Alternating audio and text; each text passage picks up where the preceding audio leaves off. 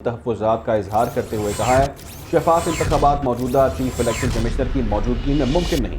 तमाम सियासी जमातों के लिए यकसा मौक़े फ़राहम किए जाएँ।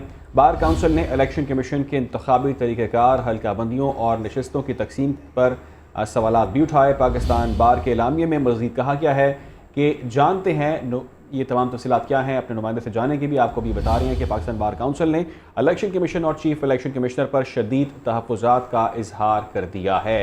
शफाफ इंतखाबात मौजूदा चीफ इलेक्शन कमिश्नर की मौजूदगी में मुमकिन नहीं। मज़ीद जानते में ज्वाइन किया है अब ब्यूरो चीफ इस्लामाबाद ग़ुलाम मुर्तज़ा ने। ग़ुलाम मुर्तज़ा, किन तहफ़्फ़ुज़ात का इजहार किया गया?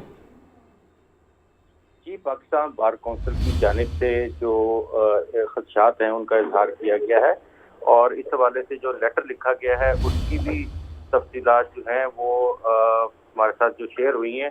उसके मुताबिक ये कहा गया है कि जो मौजूदा हालात हैं इन हालात में चीफ इलेक्शन कमिश्नर जो है सिकंदर सुल्तान राजा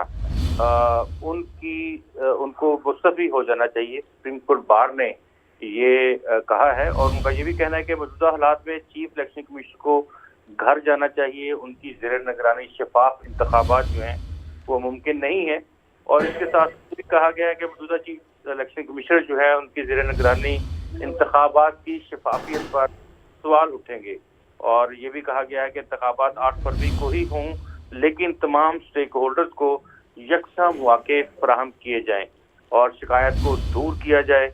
महज इंतखाबी टाइम लाइन पर अमल करना इस्तेहकाम पाकिस्तान जो है उसको नुकसान पहुँचा सकता है और ये भी कहा गया है कि इससे पहले भी शकूक व शुबहात का इजहार किया गया था, लेकिन इंतखाबात का इनेकाद जो है उससे कीमती वसाइल भी खर्च होते हैं और मुल्क का नुकसान होता है।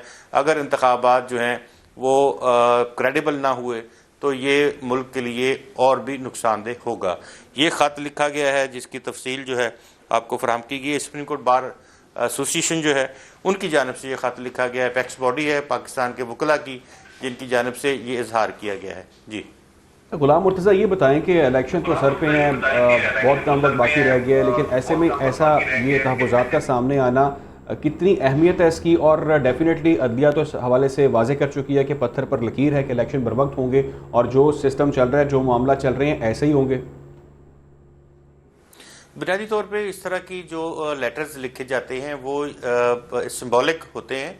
ऐसा नहीं है कि इस ख़त का मतलब यही है कि फौरी तौर पे जो चीफ इलेक्शन कमिश्नर हैं वो इस्तीफ़ा दे दें।